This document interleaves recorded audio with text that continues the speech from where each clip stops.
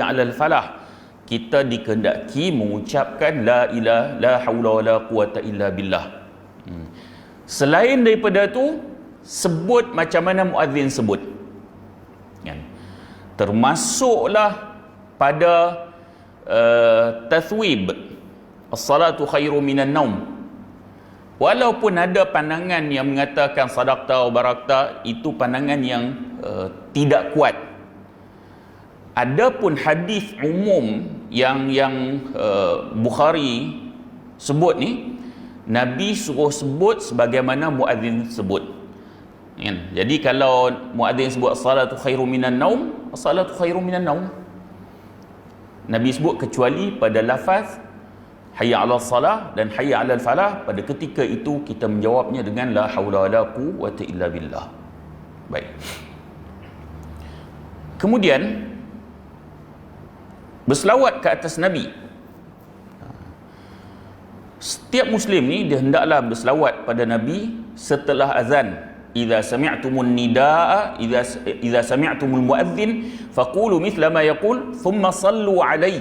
Ni berkata kalau kamu mendengar azan dikumandangkan, maka ucapkanlah seperti yang dia ucapkan, lalu berselawatlah ke atas aku.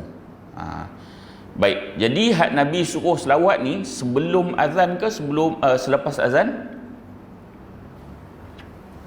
Sebelum azan, selepas azan.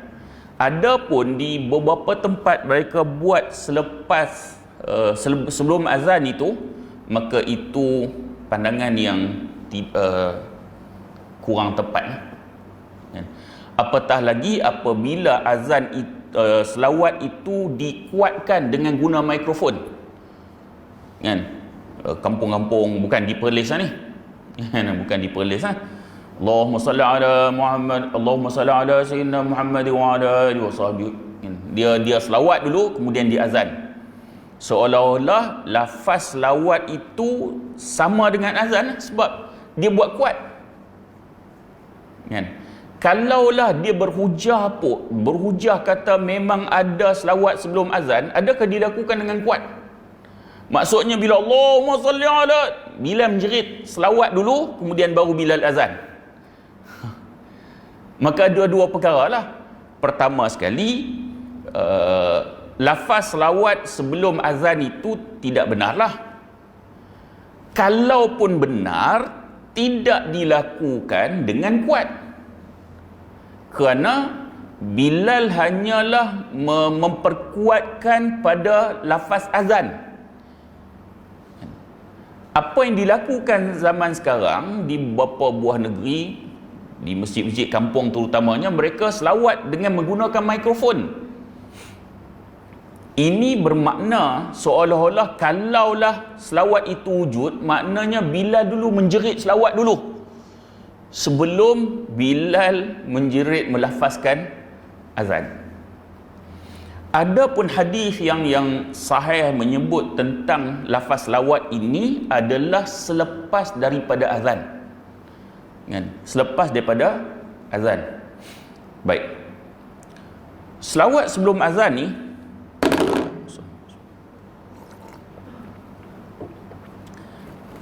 yang menyokong selawat sebelum azan ni di kalangan mutaakhirin Syafi'iyah, yang mereka sebut bahawa selawat sebelum azan ni adalah sunat. Ni mutaakhirin yang sebahagian ulama Syafi'i yang kemudian ni.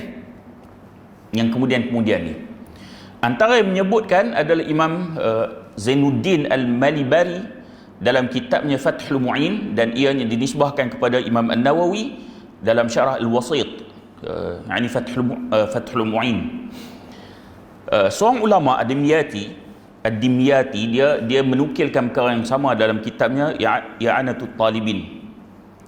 Disebut terdapat sanggahan yang mengatakan pendapat tersebut dinisbahkan pada Imam An-Nawawi di kalangan al-mutaakhirin asy-Syafi'iyah, iaitu Imam Asy-Syabramalsi. Dia bantah. Dia sebut dalam Al-Hasyiyah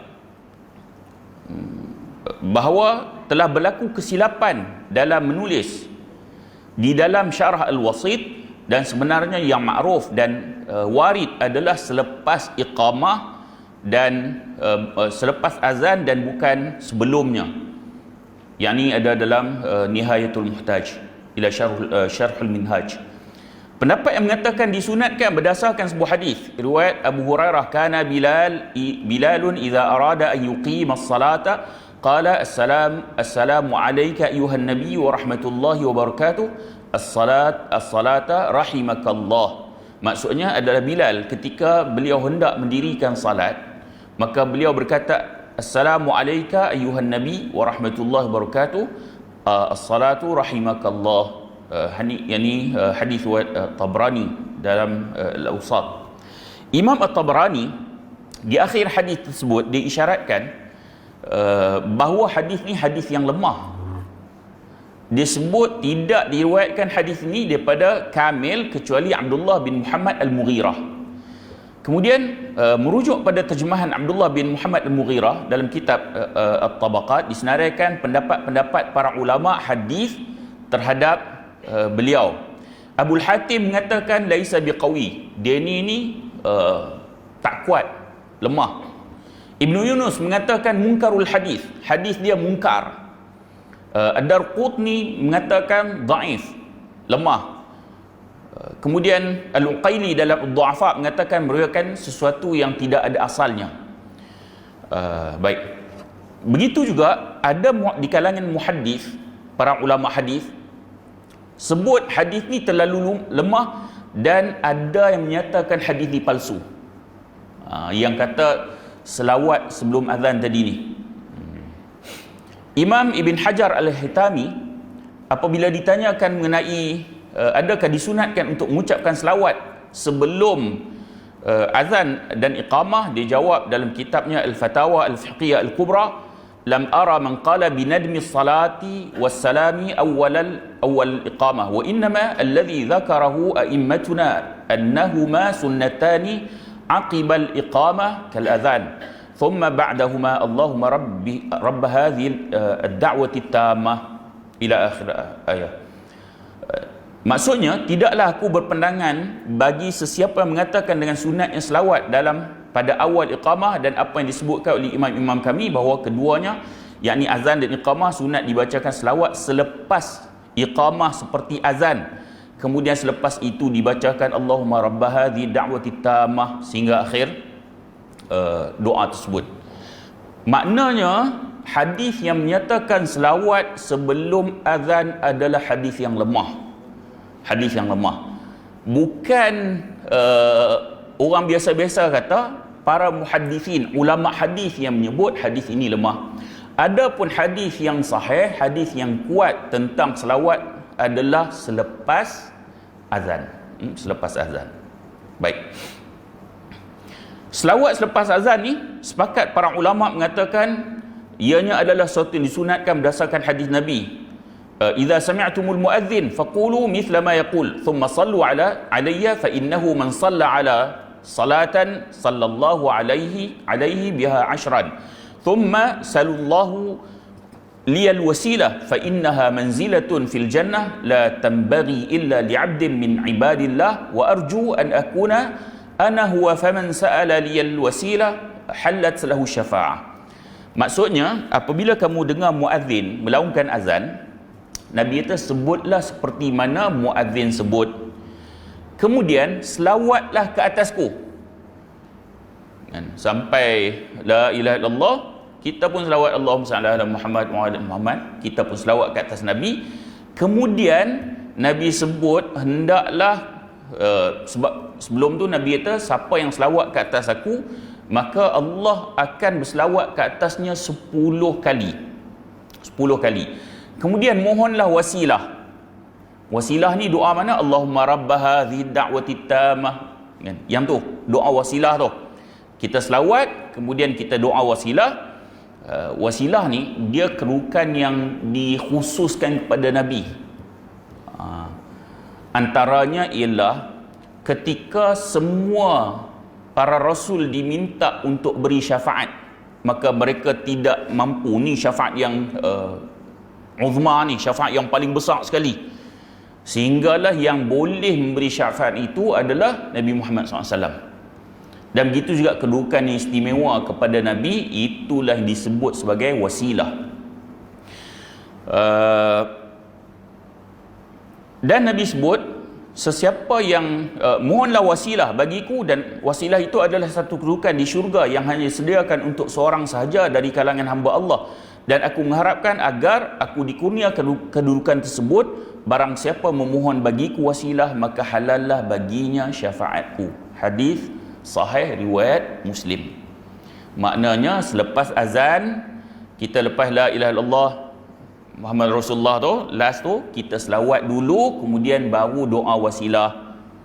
Apabila kita telah selawat, kemudian kita doa wasilah, Allahumma rabb hadhihi da'wati tammah tu, kemudian Nabi kata, siapa buat macam tu, maka halallah bagiku syafaat aku. Siapa nak syafaat Nabi, buat macam tu lah.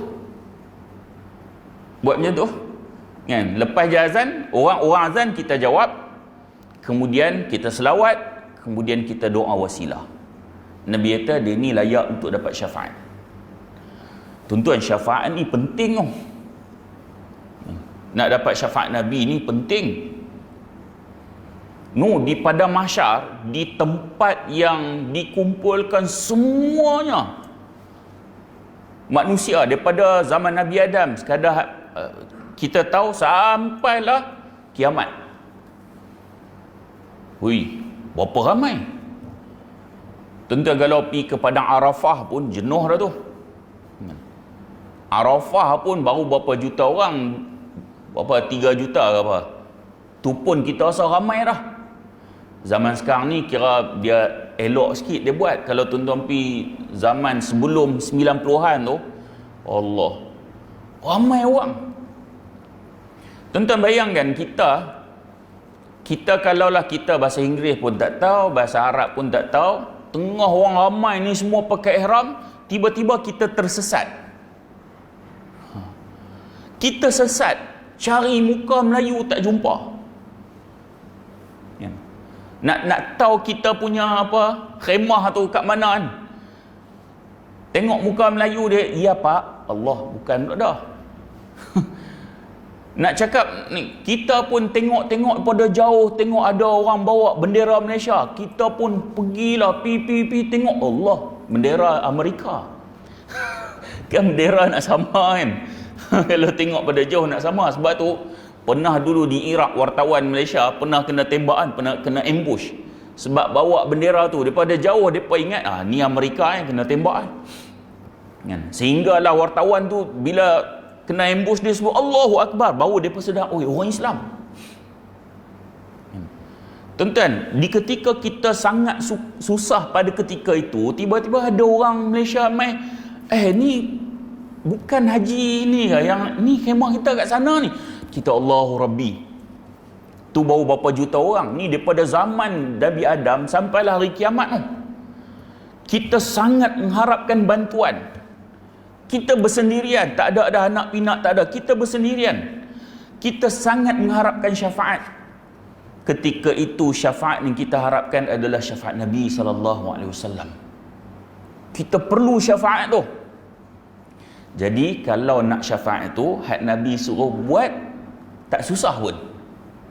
Lepas azan, jawab azan tu, jawab seperti mana muazzin ucapkan, kecuali pada hayya 'alas salah dan hayya 'alal falah. Habis di azan, kita pun selawat ke atas Nabi, kemudian kita doa wasilah. Cukup buat je, buat. Nabi kata halal bagi dia syafaat aku. Baik. Ni Nabi sebut jelas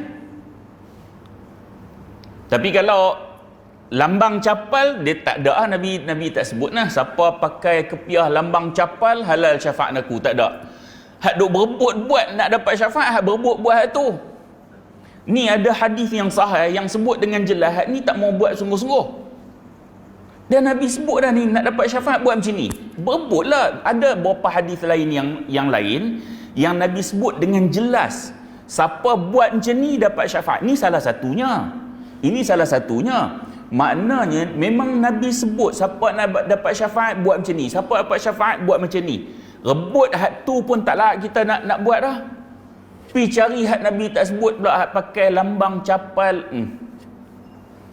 Dia tengok dalam Facebook hak baru ni buat kek lambang capal lah.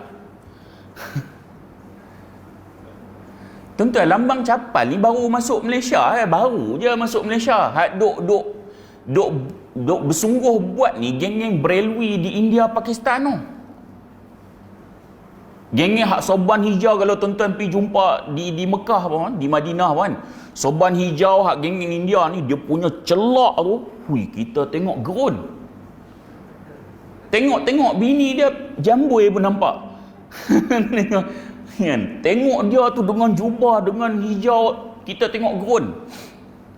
Ni geng-geng Brelwi ni, depa yang hak duk perkenalkan. Kita ni start masuk capal tu, selipar bawa masuk dalam tandas tau. Tuan-tuan ingat lagi? Tahun 90-an tak silap saya. Masa tu pakat duk heboh ni selipar Nabi kan, pakatlah beli boh kat masjid, bawa masuk dalam tandas. Lah ni upgrade sikit. Tak bawa dalam tandas, boh kat kepiah. Kemudian upgrade lagi, bawa kat rantai, bawa kat baju, bawa kat cap, bawa dekat, sekarang ni buat kek pun bawa lambang tu. Bawa lambang tu. Kononnya untuk mendapat syafaat Nabi, berharap kepada sesuatu yang Nabi tak sebut pun dengan jelas.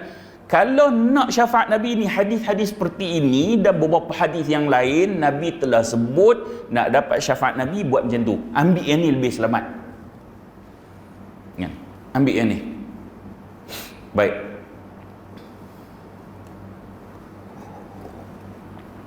Dalam Al-Mu'tamad, ni kitab mazhab Syafi'iyah, disebutkan bahawa disunatkan bagi setiap muazzin dan juga mereka yang mendengarnya dan bagi mereka yang hendak mendirikan salat untuk berselawat ke atas Nabi SAW dengan suara yang rendah dan kemudian mohon kepada Allah al-wasilah buat Nabi SAW selepas selesainya azan, iaitu selepas beberapa ketika, sehingga tidaklah menjadi selawat itu sebahagian daripada azan. Ini Al-Mu'tamad fi Fiqh Al-Syafi'i. Dalam kitab Al-Mu'tamad, dia dah sebut dah pertama sekali selawat selepas azan. Kemudian selawat itu dibuat secara perlahan. Kita tengok zaman sekarang, selawat dibuat di beberapa tempat, dibuat sebelum azan dan dibuat secara jelas. Sebab tu dia sebut di sini, selepas selesainya azan, itu selepas beberapa ketika, sehingga tidaklah menjadi selawat itu sebahagian daripada azan. Jangan sampai selawat itu nampak macam sebahagian daripada azan. Macam Allahumma salli ala Sayyidina Muhammad wa ala alihi wasallam, Allahu Akbar, macam sebahagian daripada azan pula. Siap guna mikrofon lagi. Baik. Ada pandangan ulama yang menyatakan bahawa iqamah juga dijawab ataupun dibaca yang doa wasilah tadi ni, sebab diqiyaskan kerana dalam hadis Nabi disebut juga dalam iqamah itu dengan baina kulla azanaini salah. Nabi sebut antara azan, kedua azan adalah salat.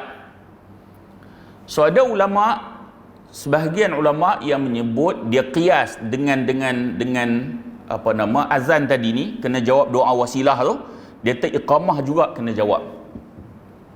Sebab Nabi sebut baina kulli azanaini salah, di antara kedua azan. Maksudnya azan dengan iqamah, antara keduanya tu ada salat. Tapi Nabi sebut kedua azan, dua-dua Nabi sebut sebagai azan.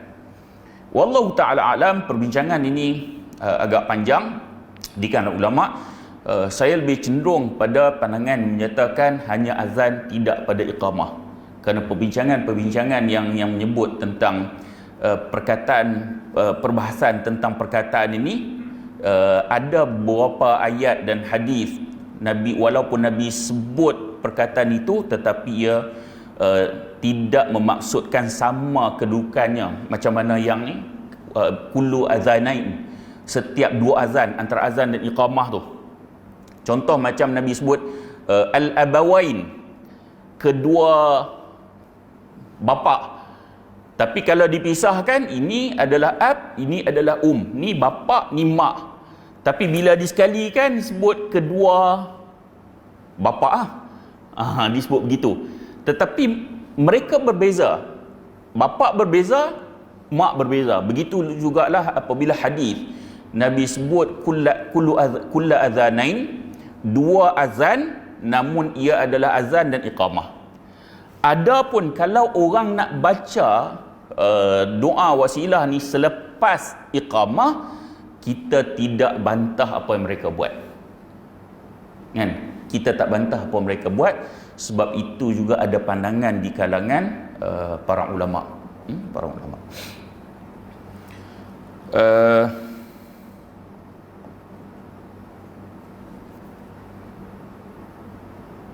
Baik. Kemudian zikir setelah azan. Ini yang Allahumma rabbah hadhihi da'wati tammah wassalatul qa'imah ati Muhammadan al-wasilata wal fadilah wa ba'athu maqaman mahmudan alladhi wa'adtah. Nabi sebut halat lahu syafa'ati yaumal qiyamah. Tidak ada lafaz innaka la tukhliful mi'ad. Yang tu tak ada. Yang tu tak ada. Dia yang lafaz yang betul yang sebut dalam hadis yang sahih sampai wa ba'athu maqaman mahmudan lilladhi wa'adtah. Sampai situ je. Tak ada innaka la tukhliful mi'ad. Baik.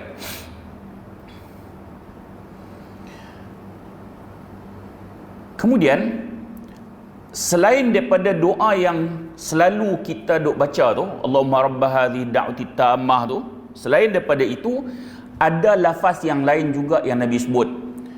Dalam hadis Muslim, Nabi sebut man qala hina yasma'ul muadzin wa ana ashhadu an la ilaha illallah wahdahu la syarikalah wa ashhadu anna Muhammadan abduhu wa rasuluh raditu billahi rabba wa bi Muhammadin rasula wa bil islami dina ghufira lahu dhanbuh. Maksudnya lafaz yang lain selain Allahumma rabbah hadhihi da'wati tammah, yang ni juga disebut oleh Nabi. Siapa yang baca macam tadi ni, setelah mendengar azan, aku bersaksi bahawasanya tidak ada ilah yang berhak disembah kecuali Allah semata, tidak ada sekutu baginya, dan aku bersaksi bahawa Muhammad adalah hamba dan rasulnya. Aku redha Allah sebagai Rabbku, Muhammad rasulku, dan Islam sebagai agamaku, nescaya akan diampunkan dosanya. Ni hadis Muslim, hadis sahih juga. Maksudnya selain Allahumma rabbah hadhihi da'wati tammah, yang ni pun boleh. Tadi ni yang lafaz yang awal Nabi sebut halat syafaati, dihalalkan untuknya syafaat aku. Lafaz yang kedua ni Nabi sebut dengan ghufira lahu dhanbuh, akan diampunkan dosa-dosanya. Akan diampunkan dosa-dosanya. Kalau sekali-sekala nak tukar, tak ada masalah. Baik. Kemudian berdoa antara azan dan iqamah. Rasulullah bersabda, ad-du'a la yuraddu bainal adhan wal iqamah, bainal adhani wal iqamah. Hadis riwayat Ahmad, ada dalam Sahih Al-Jami'. Dia kata tidak akan tertolak doa yang dipanjatkan antara waktu azan dan iqamah. Maksudnya tadi kita salat antara azan dan iqamah tu dia ada salat sunat kan. Antara kedua tu Nabi sebut tak akan tertolak doa yang dipanjatkan antara waktu azan dan iqamah. Waktu tu rebut peluang untuk berdoa. Sebab waktu tu Nabi sebut tidak akan tertolak doa pada ketika tu. Kita kadang-kadang nak cari doa yang makbul ni, pergi cari kita duk nampak aku nak kena pergi umrah, aku nak kena, yalah sana pun ada tempat-tempat doa yang makbul, ya betul, yang tu betul kan. Allah ni maha penyayang, tak semua orang ada kemampuan untuk nak pergi sana kan. Ada orang yang dia tak ada kemampuan, tak kiralah kemampuan di sudut masa ke, kewangan ke, Allah Maha Penyayang. Ada masa-masa yang memang Allah makbulkan doa. Antaranya yang ni, antara azan dan iqamah. Di situ Nabi sebut tidak akan tertolak doa antara kedua azan, antara azan dan iqamah. Rebut peluang. Kan? Ada masalah, tunggu antara azan dan iqamah tu, lepas kita solat sunat, doa. Rugi tak rebut peluang ni. Baik. Orang Islam ni dia kena cari waktu-waktu yang mustajab doa. Di samping kita doa selalu, rugi kalau kita tak rebut peluang doa-doa yang waktu-waktu yang mustajab. Dia ada tempat-tempat yang mustajab, ada waktu-waktu yang mustajab. Cari mana waktu mustajab. Ni antaranya. Yang hari Jumaat juga ada waktu mustajab. Kalau tempat di Mekah, kan? Di Mekah, di Multazam, di Hajarul Aswad, kan? Tempat-tempat yang mustajab. Ada pun Jabal Rahmah yang tu bukan tempat mustajab. Tapi orang kita haduk pi minta dekat Jabal Rahmah. Masa duk tawaf, duk ikut ustaz mutawif pi doa. Dia pun tak faham dia doa apa. Naik atas Jabal Rahmah, dia pandai karang doa. Pada atas Jabal Rahmah tu bukan tempat mustajab doa. Tempat mustajab doa masa dia tawaf, lalu kot Multazam tu, kot Hajarul Aswad tu, kan. Masa di makam Ibrahim pun semua, kan. Masa situlah tempat-tempat yang mustajab doa, dia tak pergi doa. Dia duk ikut ustaz ataupun mutawif tu. Kan? Rugi lah. Rugi. So begitu juga ada masa-masa yang mustajab, antaranya yang ni, antara azan dan iqamah. So antara azan dan iqamah tu doa. Sebab Nabi sebut dah benda ni. Baik, kemudian tidak meninggalkan masjid setelah dikumandangkan azan. Ni dia adab dia. Maksudnya seseorang ni dia tak boleh keluar masjid setelah azan dikumandangkan. Kerana kecuali suatu sebab yang darurat, kan?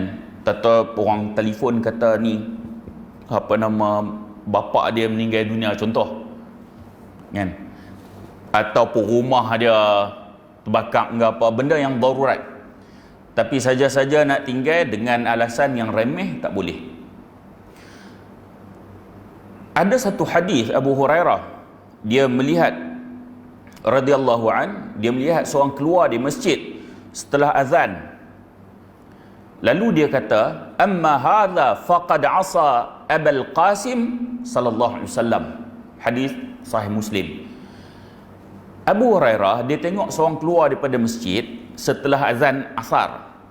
Dah azan, dia keluar daripada masjid. Nabi kata, Abu Hurairah kata, orang ni telah mendurhakai Abul Qasim. Siapa Abul Qasim? Nabi ya. Kerana Nabi larang keluar masjid setelah azan. Tak boleh. Tu adab dia. Baik, kemudian Isyak apa minit ni? Ada lagi? Baik. Kemudian memberi waktu tenggang yang cukup antara azan dan iqamah. Dia kata hendaklah memberikan waktu tenggang yang cukup antara azan dan iqamah sehingga orang yang berwuduk dapat sempurnakan wuduk. So dia ada masa yang lapang untuk dia nak ambil wuduk secara sempurna. Dan kalau ikut wuduk cara Nabi ni, dia ambil masa sikit lah. Tapi kalau wuduk cara kita duk ambil tu memang hulak tarik tak selesai dah. Kalau tuan-tuan tengok praktikal wuduk cara Nabi ni, kan, Nabi ambil basuh tangan dulu, menyelati apa semua, kemudian ambil air tu masuk ke mulut sekali dengan hidung, sedut hidung, kan, kemudian Nabi istinsyak, kan, kemudian Nabi buang air daripada hidung, buat 3 kali, ambil basuh mulut sekali, sedut dengan hidung, kemudian buang, kan, kemudian basuh muka, kemudian basuh tangan, basuh kepala tu Nabi semua, kemudian ambil ke belakang, kemudian ke depan kan. Kalau kita tengok praktikal wuduk Nabi ni, dia akan ambil sedikit masa. Berbeza dengan kita duk buat, oleh kerana kita duk biasa dengan Nabi ambil wuduk ni dengan ayak yang sikit je. Kita ni kira buka ayak tu, bomba boleh tumpang padam kebakaran tu. Kita ambil wuduk. Itu tidak menepati sunnah. Bahkan Nabi pernah melarang ada sahabat yang membazir ketika mengambil wuduk. So maksudnya, apa yang kita buat sekarang ni, kita cuba kurangkan penggunaan ayak. Itu lebih mendekati sunnah. Dan buat ambil wuduk yang macam mana yang Nabi ajak, dia akan ambil sedikit masa berbanding hak kita duk buat ni, ulok kaki tarik, kita dah anggap selesai. Takut tak dapat pahala sunnah tu, walaupun mungkin sah sebab ayat kena semua, tetapi tak dapatlah pahala lebih hak sunnah hak Nabi buat tu. Baik, jadi dia akan cukup masa orang yang nak ambil wuduk, sempurnakan wuduknya. Orang makan dapat selesaikan makannya dengan tenang.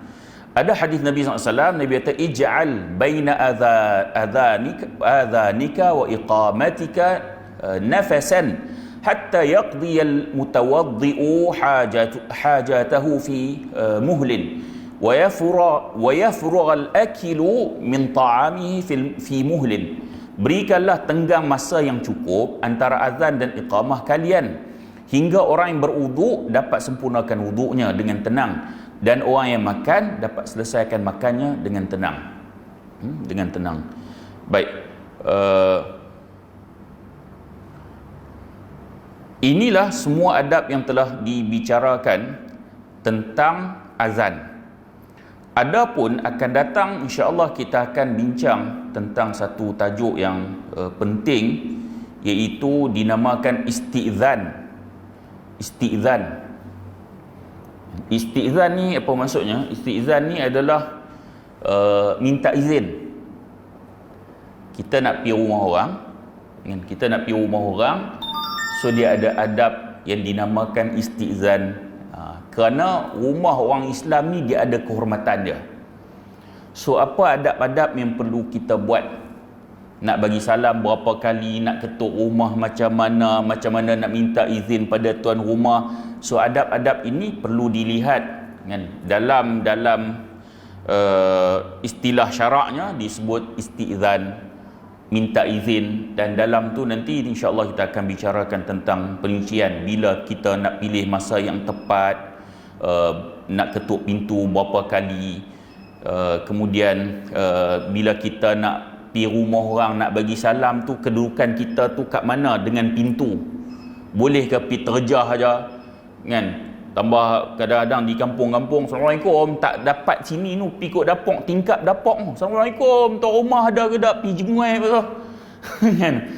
Jadi adakah menepati syarak? Yang tu insya-Allah kita akan bincang dalam kuliah akan datang. Saya tak mau masuk ni, takut nanti jadi panjang. So sekadar itu saja. Mudah-mudahan pertemuan kita ada manfaat. Kalau terkasar bahasa mohon maaf, dan saya sudahi dengan aqulu qauli hadza wa astaghfirullahal azim li wa lakum. Assalamualaikum warahmatullahi wabarakatuh.